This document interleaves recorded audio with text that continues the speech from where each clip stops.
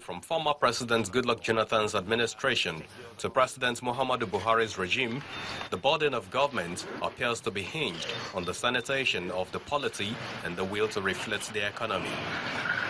Economists and investment analysts believe that the president's anti-corruption stance, fight against insurgency, and the downstream petroleum deregulation quite explain this. When you look at it, the APC and the government of Buhari, when they were campaigning on three pillars: institution, reforms, essentially fighting corruption.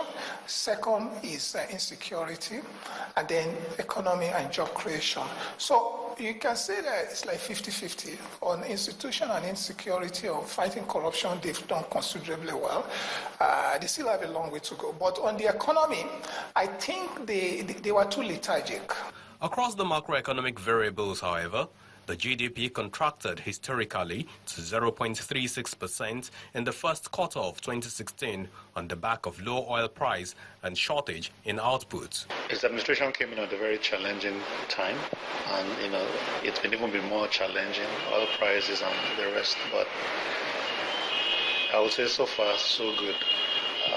But there are a number of things that we need to look at. First of all, we've just gotten a report that the economy was in contraction first quarter of 2016.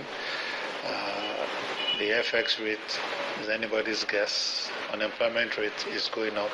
Inflation going up. So if you look at the macroeconomic indicators, you will say things are very bad. With fall in disposable personal income and low credits to the private sector over rising non-performing loans, investment sentiments waned as the scarcity of foreign exchange impacted manufacturing negatively. In terms of oil total export, oil is still about 90-something%, which means that there are structural factors, impediments that prevent devaluation from being able to do what? To have a strong impact on, say, manufacturing, on agricultural supply, and so on and so forth. Now, I would say the equity markets until recently haven't really performed well, but the things are getting better.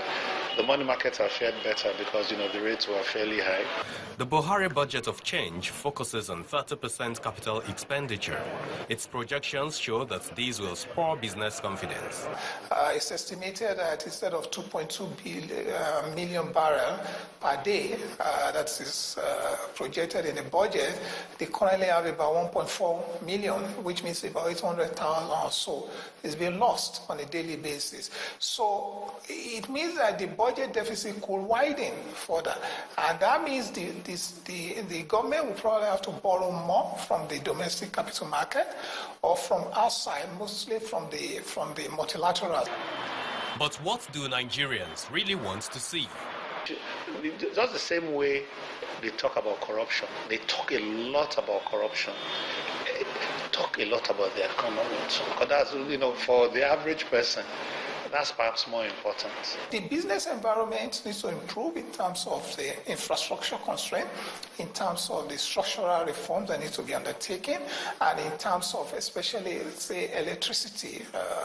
Without it, we cannot move forward, especially in the manufacturing sector. Given the available indices and changing investment climate, it can be concluded that the Buhari administration has witnessed 1 year of economic turbulence as recovery now seems to be in sight.